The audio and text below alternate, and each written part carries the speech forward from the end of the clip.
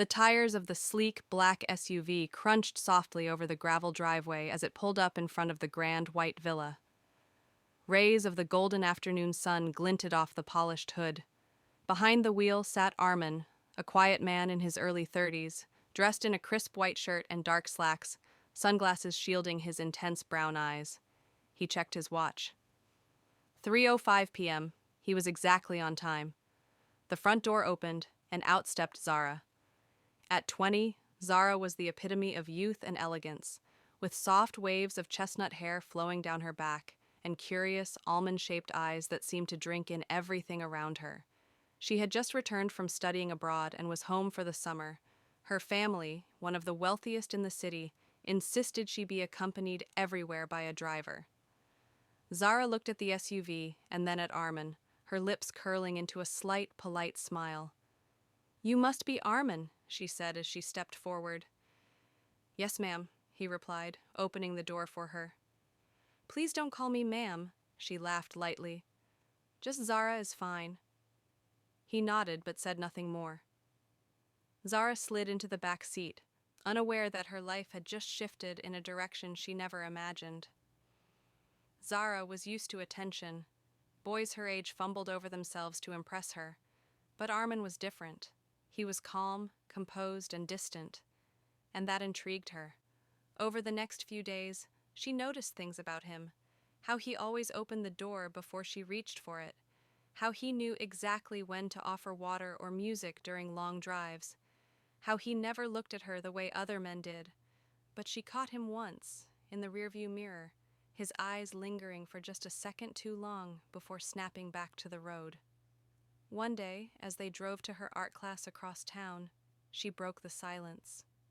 "Do you like your job?" she asked. He glanced at her reflection in the rearview mirror. "It pays the bills." She smiled. "That's a safe answer. But is it what you wanted to do in life?" Armin didn't answer immediately. "No," he said at last. "I wanted to be a mechanic. I love working with engines. But life had other plans." There was something heavy in his voice, something unsaid. Zara leaned forward. "I think you should still do it. You shouldn't give up on things you love." He glanced at her, and for the first time, there was a flicker of something warmer in his eyes. That evening, she sat by her bedroom window, watching the driveway below as Armin pulled away in the SUV. Her heart beat just a little faster than usual.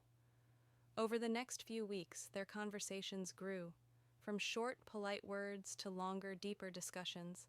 They talked about music, about childhood dreams, about books. Armin was well-read, intelligent, and had a quiet kind of charm that made her feel seen. One rainy afternoon, their SUV broke down on a less-traveled road. Zara giggled as the rain poured, and Armin stepped out to check the engine. "Come inside, you'll get soaked," she called. He shook his head, smiling faintly. "I've been in worse storms."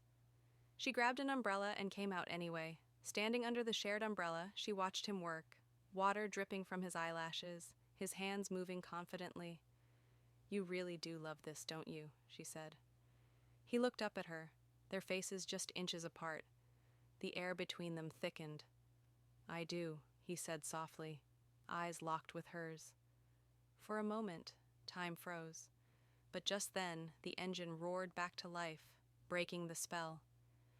That night, Zara couldn't sleep. What was she feeling? Was it a crush? Was it foolishness? He was her driver, but he was also kind, strong, and gentle. And slowly he had begun to fill a space in her heart she didn't know was empty. One evening, after a quiet drive home from the bookstore, she turned to him as he parked the car.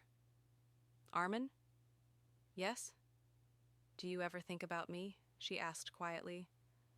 There was a long pause. "All the time," he said finally, his voice barely audible. She reached out and touched his hand. "I think about you too." He took a shaky breath. "Zara, this isn't right. Your family—" "I don't care what they think," she said firmly. "I care about what I feel." He didn't respond, but he didn't pull his hand away either. The next day, she invited him to a secluded garden behind her family estate. a place no one else visited. She brought coffee and pastries and laid out a blanket. Armin hesitated, but joined her. They talked for hours, laughed, shared stories they hadn't shared before. As the sun dipped below the horizon, casting golden hues across the sky, Zara leaned in and kissed him. It was gentle, tentative, but it was real.